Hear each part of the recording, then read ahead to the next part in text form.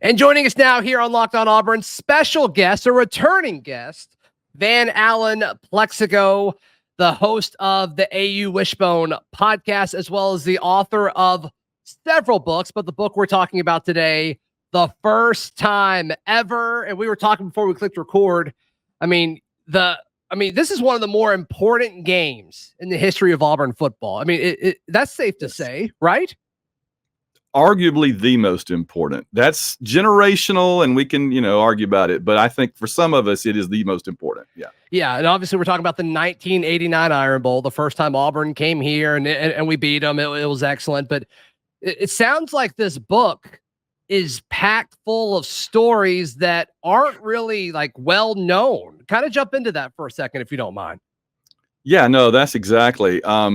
John and I wanted to do a book about that game because we were both there. We were like juniors that year, and it was just the perfect time, to be an Auburn student as far as we were concerned. The tail end of the Pat Dye era. Arguably, this is the last great Pat Dye game. There's a couple in 90, Florida State, whatever. And it was also the last game Auburn played in the decade of the 1980s. Because the next game we play is January 1st bowl game in 1990 in a Hall of Fame bowl against Ohio State. So it's the last game of the 80s, which is so fitting because we spent that entire decade trying to get the game to Auburn. Right. So I would describe this book as like it's in three parts. The first part is the early history. We go back to 1893, how the Iron Bowl first happened, how it first came together. And from the very beginning, Alabama was trying to screw us over and do us wrong. It is unbelievable the things that we found that they were doing from the very beginning to try to get the upper hand in this series. So we go through all of that. The second part is really how did we get them to come to Auburn, and why did they think they didn't have to, right? That's a big part of it from our perspective today is why would any team think they could tell us where we had to play our home game? That's just mind-blowing. And yet Alabama thought they had a God-given right to tell us where we could play our home game. It's absolutely astonishing. And we go through and lay out why they thought that and how they kept trying to make it the way it was, Yeah. And then the last third of the book is pretty much the game itself, like building up to it.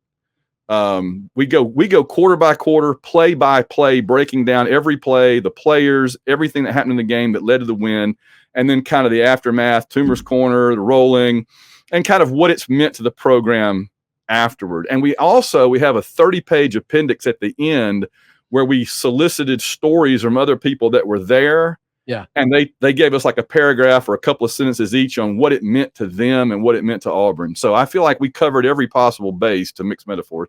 We covered every possible base with this book, right? Yeah. It sounds like it's just a bunch of information about, like we said, one of the biggest games in Auburn football history. I've got a question about something that you just said, but first I want to make sure everybody knows how they can get the book. So you guys will have two events this weekend. One is going to be in Homewood. Right? Yes. Yep. And that's Friday. Give all the details. Go ahead. Yeah, no, Friday at 5 p.m. in Homewood. It's a Little Professor in Homewood. There's two Little Professors. So we make sure people understand. It's the one in Homewood, 5 o'clock, and they promise they're going to have like snacks and beer and stuff. And John and I are going to have a discussion, and they may have like a special guest to lead the discussion, or I don't know how they're going to do it, but they kind of teased it with us. So I'm looking forward to that.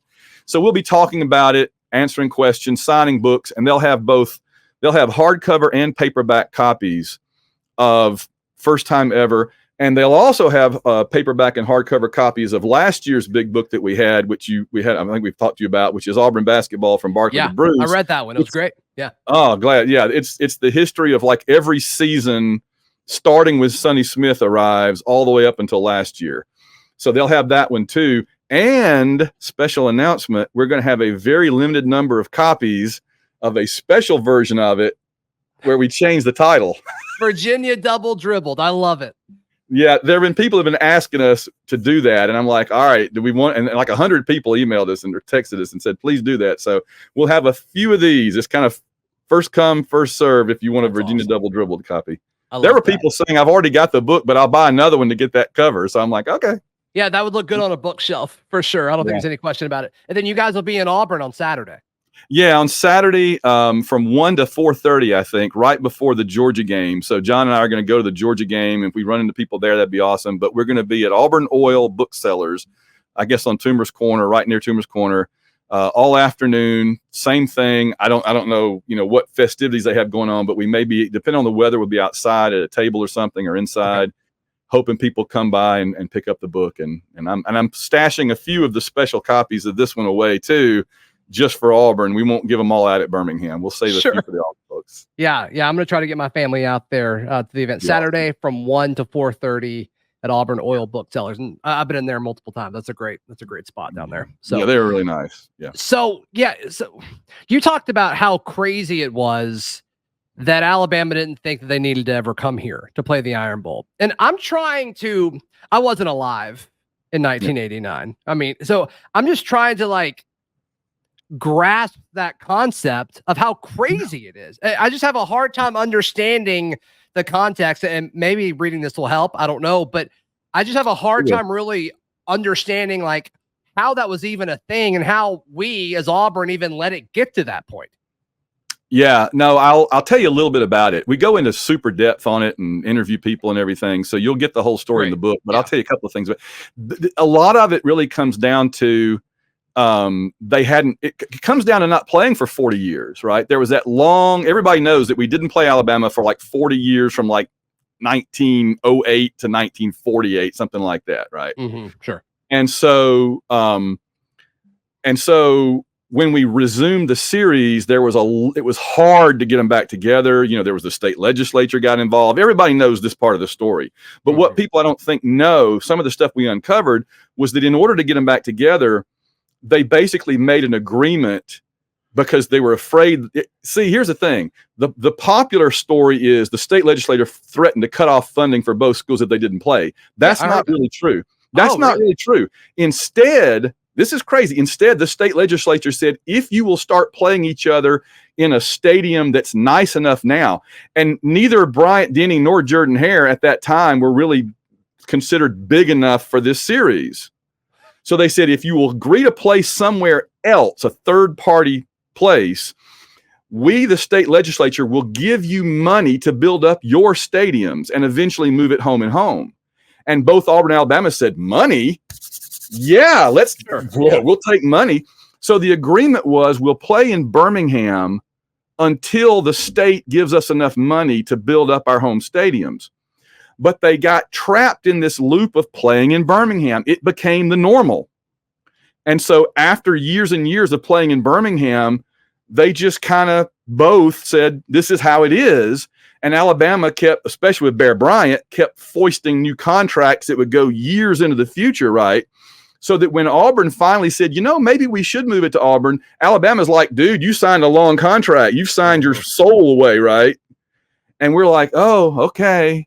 And then finally, it really took Pat Dye and Bobby Louder and a few other people, but they're the ones at the front, right?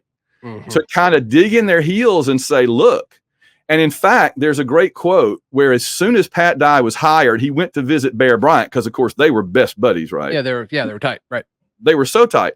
And they respected the crap out of each other. And so Pat Dye sits down with Bear, and the first thing out of Bear's mouth is, well, I guess you're going to want to move that game to Auburn. And Pat Dye's response was, we're going to move that game to Auburn. Ain't no want. We're going to. Mm-hmm. And that just set the tone, right? Pat Dye's like, we're going to do it. You might as well get ready. And after that, it becomes Alabama trying to find every trick in the book to prevent it, to slow it down, to keep it from happening. And they even put together a joint committee of Auburn people and Alabama people to meet. And the Alabama committee was led by Red Blunt, the millionaire construction guy. And they said at the very first meeting, Red Blunt sat down and said, let's just make this clear up front. Alabama is never coming to Auburn to play a football game. And the Auburn people are like, see you at the next meeting, got up and left. And that was that. Wow. And I mean, it got to where lawyers were hired, judges, it was going to be this huge thing, and they had to find a way to get around it. And eventually they're able to get cooler heads to prevail. And again, in the book, we kind of go into the specifics of how they were able to work it out. But it involved a lot of late night phone calls and horse trading. So if this wasn't the year, if it wouldn't have been 1989, hypothetically, How long do you think it would have lasted if Coach Dye would have just not put up as much of a fight or whatever? Is there another point where you would look and say, okay, this is probably when it would have happened, would have been when the contract ended? Or do you think there's a chance if nobody stood up to it, the Iron Bowl would still be being played in Birmingham? Now, well, the only way it would still be played in Birmingham is if both schools still wanted it to be. Yeah. And sure. what's interesting is Pat Dye said from the beginning, as soon as we get our game to Auburn, Alabama's going to want to have theirs in Tuscaloosa. And Alabama, I think, in part contracts and in part just to be Bama, right? Just to be recalcitrant, they dragged it out in Birmingham as long as they could. But by the time, Saban got there and everything, they're like, no, we're going to Tuscaloosa, because they saw how good it was in Auburn. Plus, there was a lot of money involved. There was a lot of it came down to season ticket sales, that you could sell a season ticket in Bryant-Denny bigger than you can sell a season ticket that includes Legion Field. Mm-hmm. And Pat Dye understood the money, and he understood the pride of it and all.